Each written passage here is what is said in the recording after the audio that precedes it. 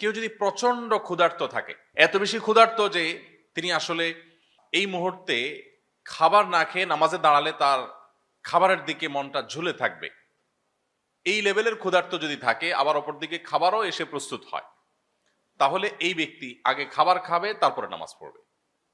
এমনকি জামাত যদি ছুটে যায়, যাক, তিনি আগে খাবার খেয়ে নিবে। কারণ এই কোন রকম নামাজ পড়ার চাইতে ইসলাম চায় প্রত্যেকটা কাজ যেন আমরা পারফেকশনের সাথে করি, যথাযথভাবে করি, সবচেয়ে সুন্দরভাবে করি। নামাজ পড়বো পরিপূর্ণভাবে আল্লাহ স্মরণের জন্য, আমার আল্লাহ স্মরণে ব্যাঘাত সৃষ্টি হতে পারে সেরকম বিষয় যেন না থাকে। এই জন্য ইসলাম বলে এই লোক খাবার দাবার গ্রহণ করে তারপর নামাজ পড়বে। আবার এই মাসআলা সকাল বিকাল দুপুর তিনবারে যদি আপনি অ্যাপ্লাই করতে থাকেন, প্রতিবেলা চিন্তা করেন যে আগে খাবো, চা চক্র হবে, তারপরে নামাজ হবে, মসজিদে জামাত যায়, যাক, তাহলে সেটা ভুল হবে। এটা হলো যে ব্যক্তি একেবারে ভয়ঙ্কর লেভেলের ক্ষুধার্ত, খাবারের জন্য তিনি অনেক প্রতীক্ষা ছিলেন, বহু প্রতীক্ষার পর খাবার এসে পৌঁছেছে, তাহলে সেক্ষেত্রে তিনি এটা করবেন। ঠিক একইভাবে আপনি যখন নামাজে দাঁড়াবেন, আপনার নামাজের সামনে বিশেষ করে দৃষ্টিসীমার মধ্যে এমন কিছু থাকা উচিত না যেটির ফলে আপনার নামাজের মনোযোগ নষ্ট হতে পারে। সহিহ বুখারীর একটি হাদিস আছে, নবী করিম সাল্লাল্লাহু আলাইহি সাল্লাম একবার একটা কাপড় তাকে দেয়া হলো নামাজ পড়বার জন্য। তিনি সেই কাপড়ের উপরে দাঁড়িয়ে সালাত আদায় করলেন। সালাত আদায় করার পর শেষ করে সালাম ফিরিয়ে তিনি বললেন, আমাকে এই কাপড় কে দিয়েছো তোমরা? এই কাপড়ে যে পরিমাণ কারুকার্য আছে, এই কারুকার্য আমার নামাজের মনোযোগকে নষ্ট করছিল, বারবার সেদিকে আকৃষ্ট করছিল আমাকে।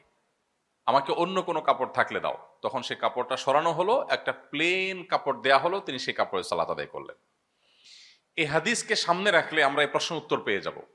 আজকাল যে সমস্ত জায়নামাজ পাওয়া যায়, বিশেষ করে সৌদি আরবে আমরা উমরা গেলে, হজে গেলে নিয়ে আসি, এই জায়নামাজগুলোর বেশিরভাগই এত বেশি কারুকার্য করা, এত বেশি সেখানে আপনার নানা রকমের রংচং, যে এগুলো আমাদের নামাজের মনোযোগকে যথেষ্ট রকমের নষ্ট করে।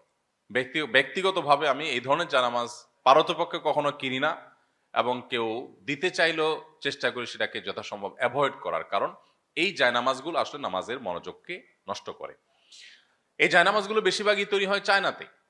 তারা আমাদের ধর্মীয় যে দৃষ্টিকোণ সেগুলো যেমন বুঝে না, আবার যে ব্যবসায়ীরা এগুলো তৈরি করায় তাদেরও সে সমস্ত বিষয়ে মাথা ব্যথা নেই। কিন্তু আমাদের নিজস্ব দায়িত্ব আছে, এই জন্য আমরা যথাসম্ভব প্লেন জায়নামাজে নামাজ আদায় করব। প্লেন জায়নামাজে আপনি দাঁড়ালে যে একটা গাম্ভীর্য আসে, যে একটা মনোযোগ আসে, যে একটা আপনার মধ্যে স্থিরতা কাজ করে, আপনি যতই মক্কা শরীফের ছবি থাকুক, মদিনা শরীফের ছবি থাকুক, মসজিদে হারামের ছবি থাকুক, গম্বুজের ছবি থাকুক, এই সকল ছবি আপনার মনোযোগকে নষ্ট করবে। অতএব এগুলো না থাকাই উচিত।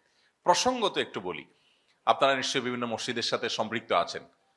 অনেক মসজিদ আমাদের দেশে, বরং বেশিরভাগ মসজিদে দেখবেন যে মেহরাবের সাইডে এত কারুকার্য, বিশেষ করে অনেক আপনার টাইলস তৈরি হয়েছে আজকাল, যে সেগুলোতে এত নকশা করা, মিনার দেওয়া, গম্বুজ দেওয়া, তারপরে যে কাবার যে ছবি সেটা দেওয়া, এই সমস্ত বিষয়গুলো নামাজের মনোযোগকে যথেষ্ট নষ্ট করে। মসজিদের সামনের সাইডটা অন্তত, যেখানে মানুষ নামাজ পড়ার সময় তার দৃষ্টিসীমার মধ্যে পড়বে, এই সাইডটা যথেষ্ট ভাব গাম্ভীর্যপূর্ণ থাকা দরকার, যথাসম্ভব সিম্পল থাকা দরকার।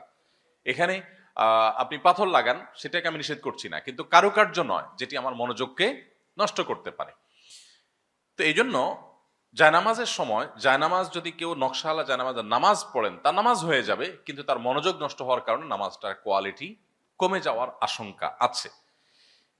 এ হলো বিষয়। এর বাইরে কাবার ছবি টবি থাকলে সেগুলো আমাদের কখনো পায়ের নিচে পদদলিত হয়, দেখতে দৃষ্টিকটু লাগে, এটাও একটা ব্যাপার আছে। আর এর বাইরে অন্য কোনো ছবি থাকলে, মসজিদের ছবি থাকলে কোনো অসুবিধা নেই, নামাজ হয়ে যাবে। পাশাপাশি একটু বলে রাখি, একটা বিষয় আছে যে